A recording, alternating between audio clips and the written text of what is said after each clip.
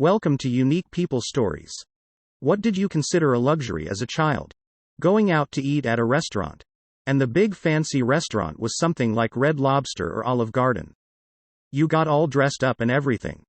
My parents won $1,500 at a lottery once. They bought a new sofa to replace a 25-yo sofa. A phone. And we went to a mid-range steakhouse. First restaurant for whole family. I was 20. A few years ago. My wife and I were at a nice seafood place for our anniversary. As I was looking at the menu, the table across from us was being served. And a kid who couldn't have been older than 11 had a $50 plate of crab legs put in front of him. First, no chance my parents would have ever taken me to a place like that. Second, no chance my parents would allow me to even look at any section of a menu above $8. Until the age of 12. I thought that you weren't allowed to buy things that weren't on sale. My mom only bought things when they were on sale or she had a coupon. So I thought that the non-sale items weren't being sold. My mom has a funny story about that one. She says very little me was with her at the store. And I kept asking if random items were for sale. She'd be confused but would say yes. And I'd ask if we could get them. She'd say no. It took her a while to figure out that I had confused the terms for sale and on sale. I knew we only bought things that were on sale. So I was asking if each thing was on sale before I asked for it. I didn't grow up poor. I'm not poor now. But damn did I feel like a king when I bought my kids boxes and boxes of real Crayola crayons and markers this year because Staples had them on sale for like 50 cents each. We're stocked up on school supplies paper. Composition notebooks. Wide rule notebooks. Pencils and pencils and pencils and pencils for a good 2+ years. And it cost something like $20. Back when starter jackets were a huge thing. I had asked for one for Christmas Dallas Cowboys, of course. On Christmas Day, I got a Dallas Cowboys pullover jacket that was a knockoff brand. I mentioned it not being a starter jacket, and my mom replied, "Oh, it is. It's just part of their sister company." I wasn't sure if I should believe her or not. But I said, okay. Fast forward to first day back from Christmas break and I got some comments about my jacket not being a starter brand. I replied, "Oh, it is. It's just part of a sister company," and the kids were like, "Oh, okay. Cool." And that's how I got some cool points in 5th grade. For my school's Spirit Week, they had a thrift shop day, where most everyone dressed in old ratty clothes. Or the weirdest stuff they could find in a thrift shop.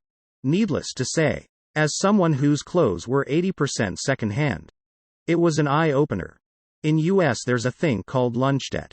When you can't pay for your lunch, they'll let you go to the negatives. Only for a while. At my school, minus $20 was the limit. I hit that early in the year and they refuse to feed you after that. They take away privileges like field trips and yearbooks until the debt is settled. It's cruel. I was 11 and was shamed by all my peers cause I didn't get to go on field trips. New clothes. I grew up pretty poor, no TV. No toys. But had a Sears catalog. My dad got in a serious accident when I was in 4th grade and almost lost his life. He won a small settlement from the community college he was working at and I was able to buy new clothes for the first time in my life. Before this all I ever had were hand-me-downs from my cousin and donation clothes from the church. Most were worn to the point of having patches on the knees. The worst part about getting new clothes for the first time is I felt terrible the whole time picking out new clothes because I always felt like a financial burden to my parents. I remember going to Miller's Outpost and picking out typical 80s clothes. It's funny how growing up poor affects my everyday choices. For better or worse. I'll never outgrow some of the feelings I had as a poor kid, and I feel for any kid who has to endure a childhood of poverty. It will affect them and their choices for the rest of their life. I wore hand-me-downs or thrift shop clothes because we couldn't afford all new ones. At the beginning of the school year, my mom would give my siblings and I $50 to spend on new clothes and we'd get a new pair of gym shoes. I struggled to pick out new things because I knew she and my dad were giving up something for us to have new things. Often, I'd get a couple of things and ask her to save the rest for later. Then I'd pick out the cheapest shoes I could. Even now, buying clothes for myself is super stressful and I only buy when it's on clearance or at Goodwill. My folks always had 3 meals a day for us, but clothes were always a treat.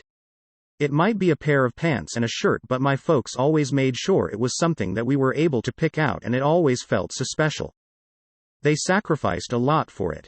In fact, my mom told me a few years ago that in order to provide that, my parents didn't buy new clothes or much of anything for well over a decade when we were younger. With my first real job out of school, I was able to take my dad to a shop and have him pick out a suit of his choice and get it fitted. He's confessed that it's one of the moments that's really stuck with him. He still has that suit and has worn it to both my sisters and my weddings. But yeah, some of those feelings and habits don't really go away. Regarding clothes, they still get worn till they can't be patched anymore, and I loathe to throw them away. I gotta stop there because this is actually making me surprisingly emotional. Christmas presents. I was a kid and 1 year for Christmas when I was young. Before I could recognize that I was making any kind of larger point, I said that I wanted my parents to just give my presents to the kids who didn't have anything. But I didn't know that I was one of those kids. I wonder what they thought when a kid said that to them. I wonder if it hurt them or inspired them. The really important thing is relationships. The people in our lives aren't some kind of replacement for things. People are the most valuable things to us. Fuck the garbage. Don't buy anything this Christmas. Just spend it with your loved ones and genuinely express your love for them. That's the value.